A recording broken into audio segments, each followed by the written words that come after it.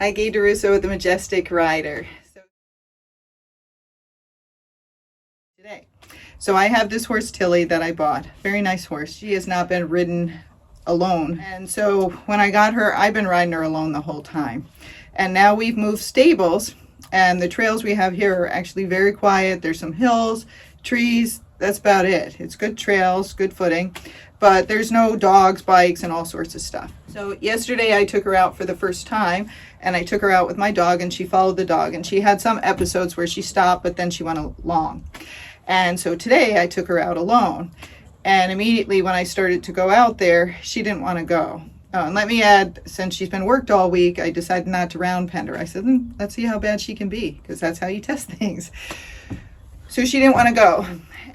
She started running backwards. There's this scarecrow thing that we have to go by, but it's still really not that scary. But that's where she had a fit. So I got off, worked her on the ground, and then I actually walked her by it. Then I got back on because I was giving her the benefit of the doubt, okay. And then she had a fit somewhere else. There was nothing around. There were some bags, and that's what she was looking at. And so I put her feet to work again. She had a fit. I was still on her back. She kicked out, she reared up, she ran backwards. She did pretty much every bad thing you can do, except bucking. She didn't get to that point. But anyhow, she ran backwards, and I gave her work to do because I was trying not to get off, and she wouldn't do it. So I said, fine, I'll get off. And I walked her up the complete hill, which was pretty hard and exhausting. Then when I got on, she still had a little bit of a fit. So I just kind of got after her, and then I rode her down the trail. When I got down the trail, I stopped where there was grass. I got off and grazed her because I was trying to tell her, hey, it's good out here. It's not good at home. No, she was not for that. She just wanted to go home. So I got back on, and as soon as I turned towards home, what do you think she did? She got really fast because she wants to go home. Yep, she wants to be with her buddy because she is a horse that doesn't like to be alone. So she really likes buddy horses, and she likes to be home too. I let her go, and she just wanted to go home really fast. So I serpentined, and I had a half halt and keep her head down and do all this stuff to keep me safe on the way back because it's downhill most of the way. And then when we got home, most people would have been tired and said, well, that was a bad ride, blah, blah, blah. I'm just going to put her back. I don't want to deal with it today. That is where the horses get worse. And that's why they end up doing things like this, is because they've gotten away with it. So she's a mare. She's smart. She thinks she can outsmart me. And she's like, I'm not going to do it. You can't make me do it. And that's what she was saying to me when she did all these antics. She's like, you cannot make me go. And then when she turned for home, she's like, yes, we're going home. And she got super excited. She's like, ooh, I love being home. Okay. So what I had to do was show her home was not a fun place to be at all. So I hadn't lunged her before. So when I got back here, I left all the tack on, put my rope on her. I took her to the part of the arena, because we're in a new arena, that she's a little scared. She doesn't like the round pen down there because it has boards and stuff on it. I said, you know what? Let's go to the scary spot. So I took her down to the scary spot, and I started to lunge her. Now, I didn't just want to lunge her and have her go around in a circle because I wanted this to be really kind of miserable for her. So I did the sending exercise where you send them by you, you turn them. You send them the other way, you turn them. And you keep going back and forth. It really does tire them out, and it tires them out very quickly. And I put my timer on 20 minutes. So I did that exercise down there. Then I lunged her over poles. I lunged her over jumps. I worked on her canter, and I did all sorts of stuff. And probably about 15 minutes, I didn't stop her moving. And she got pretty sweaty, okay? But that's what they do when they, are working. They sweat. And she, her breathing got heavy because she was getting exhausted. And I could tell she was getting very, very tired. So I still didn't make it to 20 minutes, but you have to make the decision also when knowing the horse, how long do I do this for? So I could tell by her eyes and her attitude that she just wanted to stop. She didn't want to do this anymore. And she wasn't fighting anymore. She wasn't being, nasty about it or anything. She was trying to do what I was doing, and I was really getting after her and being pretty fast about it. I took her out of the arena, put my reins back on her, climbed back up, went back out on the trail. And as I was heading down to the trail, I gave her a little smack with my whip, and not so nice about it, and hit her with my spurs like, hey, I wouldn't test me again because I'm not giving in to you, and this is not going to be fun. I can do this all day long if you want. So when we hit that trail, she's a very smart horse. We hit that trail, she gunned it, and she went whoosh, And she didn't bolt or anything, but she went fast, and she just ran up that hill as fast as she could go. And then I kept her going out on the trail, until I got to the flat area. And when she got there, I told her she was a good girl. Well, I got off, I loosened up the girth, unhooked her bridle and hooked it to her halter and let her stand there and catch her breath and cool off. And then we slowly walked home. On the way home, we passed that scarecrow thing again. So I walked by it several times. And then once we got back here, she's still not untacked. She's tied up. She's standing in the cross ties. The reason I don't untack them, having tack on their back, it's itchy. They don't like it. So taking the tack off would be a reward. So I don't want to take that off for a while. I want her to sit here and think about it. Now, a lot of people aren't willing to do this, and this is how the problems start. The horses do little things, and you bring them back because they were bad, and you're scared, and then you don't do anything about it. It's okay to be scared. These horses can be very intimidating at times. And again, she did a lot of stuff. She kicked out, she reared up, she ran backwards on a hill. That's kind of scary. And so you don't have to do the stuff out there. You just have to show them, if you want to go home, let's go home. And I could have went home sooner. I could have did it in the beginning, but I wanted to test her and see, like, how bad is she going to be? Is she going to be a brat this whole time and not want to go out on this trail that's not really scary? And she was. But that was me. You don't have to do that. You can say, hey, she doesn't want to go on the trail. Okay, let's go home. And then if you don't want to get on them because you're scared, or they kick out when you're on them because they're testing you, then you lunge them. You do that sending exercise. You back them around the arena. You back them around circles. Back them over poles. Make them jump over poles. Lunge them over poles and jumps. And just keep giving them a job. And you do that until that horse is tired. That means sweaty, breathing hard. And then you can either get back on and try to go back on the trail. Or if you're worried about it, you just hand walk them out there. You get some exercise. You hand walk them back to where you were, where they stopped, and get them by that area. If that horse gets to that spot and won't go again, it means you didn't do the stuff in the arena hard enough. And that's okay. It's a lesson learned. You go back to the arena, do it again. That's right. So you could be doing this for an hour, but it's 1 hour well spent. Because if you don't do it, this will be ongoing. But if you spend that hour, usually the next day you come out, that horse will go, yes, ma'am, I'm going to do it. I don't want to go back in that arena. That's not fun. I don't want to be by my friends. It's not fun being by them. Again, if they won't go, you can go back to the arena and do it harder. Then try it again. And you just keep repeating until you can get that horse out on the trail. Now, I don't mean for you to go and exhaust the horse and then take it on a full trail ride. You get that horse tired, then you take them out on the trail. You have to just get past the part where they stopped, go up a little bit, and that's where you can let them graze, reward them, loosen their girth, whatever you want to do. Give them treats, but then stay up there for a while, 5 to 10 minutes, then bring them back, and then tie them up.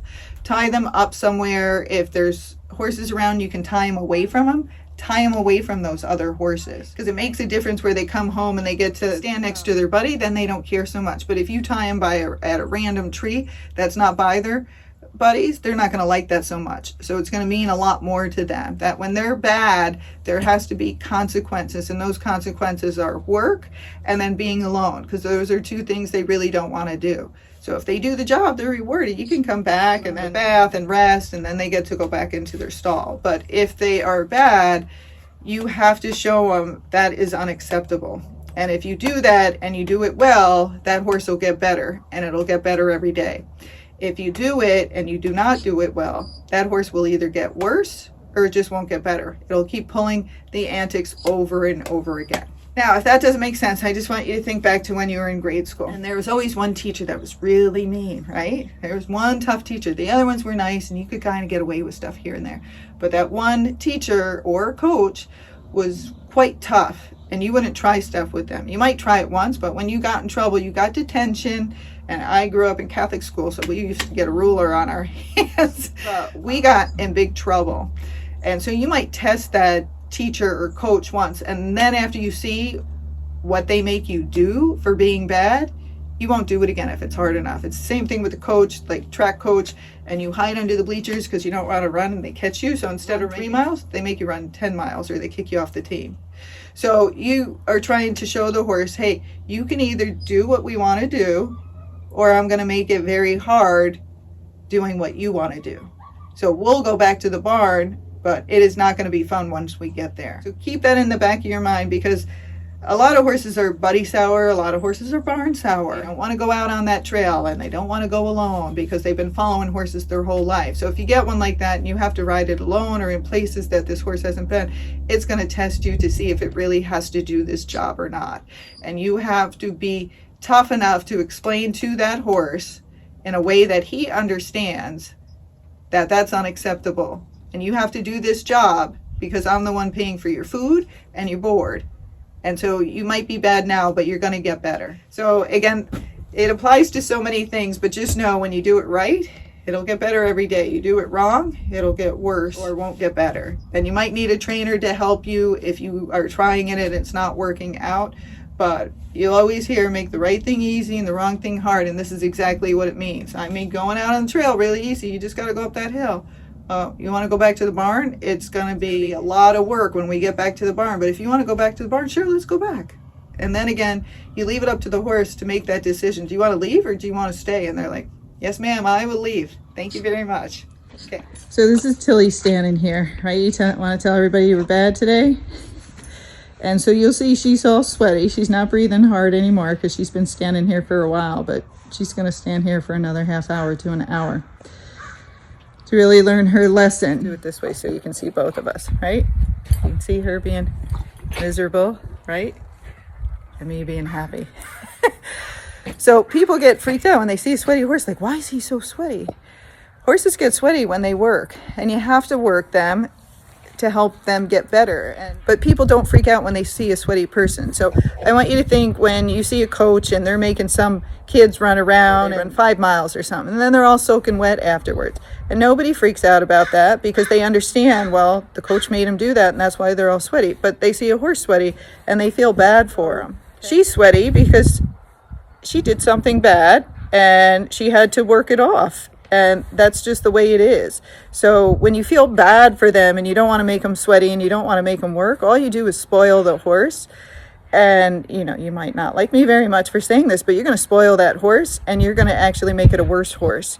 And so when I have to do this to fix horses, I'm making them better so they won't try it with other people if I do it well enough and I get enough time to do it. But when you bring a horse back and you spoil it and you don't want to get after it, give it work to do. By spoiling it, you're ruining that horse, and that horse, if it gets bad enough, could hurt somebody and it could end up being euthanized in time. So never feel bad for making them work or making them feel sweaty. Feel bad for spoiling them, giving them bad attitudes and giving them a bad work ethic, because in the end, that's really what will hurt the horse. Good horses, right? Good horses, everybody wants them, but somebody has to make them. All right, Tilly says, I'm sorry, I won't do it again. I'll let you know if she does. I forgot, I wanted to add in, mares are a little bit different than geldings when you're trying to teach them a lesson. And you do have to think about what you're doing because mares are thinkers, okay? So the mares always think they can outsmart you. And they always think that well, not all of them, but a lot of them think they are the boss. You know, they give you rides and stuff, but then when they don't want to do something, they really don't want to do it. And they will really try to scare you, depending on the mare. So with a gelding, like they might get to something where they don't want to go and you just beat them up and they're like, okay. And off they go. Not all geldings, but the majority of them will go. And that's why people like geldings, because they're usually easier going. You can tend to overpower them more and just push them through things. With mares, they're always thinking. And what the mare is thinking is, I'm not going to do it. I don't want to do it. I'm not going to do it. And you can't make me. So with them, if you try to just beat them up and hit them, you know, push them forward, many of them will fight back. And it just depends on the mare. You kind of test it to see. And so if you're trying to push them and get after them and they're getting madder and madder, and then they're starting to rear and kick out and buck and all those things, you know, that's one that you cannot overpower, but you're going to have to outthink it. And so with the mare, you just have to prove to her, I know you don't want to go, but if we stay, it's worse. It's worse staying here than going. And so you have to prove that in different ways. So again, with this, I'm talking about the barn sour, I proved it by bringing her back here. And I said, okay, let's do your idea. You want to come back here? I'll show you it's not so fun. And that's what I did. And so when she got out there, she said, yes, ma'am, let's go. But if you don't do it well enough, the mare will be like, nope, not doing it. You can kick me. I don't care. I'm just going to stand here and I'm not going to do anything for you. Okay? You just have to know the kind of horse you're dealing with and how you have to deal with it to get it to do the things you want it to do for you. But just remember, mares are very smart and they will outsmart you almost every time. And they will have in their mind when you're going for trail, if they don't want to go, they know that when they're here being tacked up. They're like, I'm going to see where she's going to take me. But if we're going out on that trail, I'm not going. I'm not going to do it. And so they're thinking the whole way out there things that they can do to not go on the trail and how to intimidate you. So they'll pause here and there and you might miss it. And it's a little test. She's like, did she catch me? Oh, she didn't catch me. Wait until I get up there. I'm really not going to go. So just make sure you do have a mare and you're not used to mares, that you can't always push them through it like you can a gelding. You have to show the mare that her idea is not a good idea. And once you show her it's not a good idea, she more than likely will want to do your idea instead to see if that has a better outcome. But again, they're more thinkers and you have to kind of prove to them versus push them into something. This is me and Tilly on the trail. I wanted to tell you what we did today because I talked to you about yesterday. So today I took her in the arena and I lunged her and I made her go over poles. I did a little bit of the sending exercise, but not as much because I knew she was going to be tired. And so I lunged her over poles, worked on her canter, and I kept her moving for 15 minutes. Then I tacked her up and then I got on and I just went right up the hill. And what do you know, she went. I did spur a little bit and gave her a couple little taps with the stick on the way out just so she knew I wasn't screwing around. And so now you can't see the hill, but now that we went all the way up the hill, instead of going on, an hour trail ride or something, I wanted to reward her. So I stopped, got off, gave her some food, and now we're gonna rest, and then I'm just gonna hand walk her back as the reward.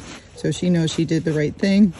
If I take her out and go on a really long trail ride, well, again, that's not a reward for them. That's more like punishment. So when you're trying to get the idea across in the beginning, you're trying to be tough when you need to be tough, but when they do the right thing, then you want to be extra nice. So they really understand that's what you want. So the barn's down there. I just want you to see how far away we rode because it might help some of you know to go how far. So this is hard to do with one hand because we're going down a hill, but she still has to stay out of my space and be calm walking down or I'll be on her case. And once we get down there, you might think, oh, they're good. Let's just put them back in their stall. Nope. Not when they act like that one day. So she's going to be tied up every day I bring her back to the barn. And she's going to sit there for an hour at least. And I might do that for months because I want the point to really get across that, this is not a happy place when you act up. And she also has to learn patience and not to paw when she's standing there. So she's got lots of hours to be standing around being tied up. But just remember, even though you're rewarding them, because I rewarded her by getting off and I'm walking back, she still can't be on top of me and she still has to behave. They have to learn everything. Hope that helps some of you with barn sour, buddy sour horses.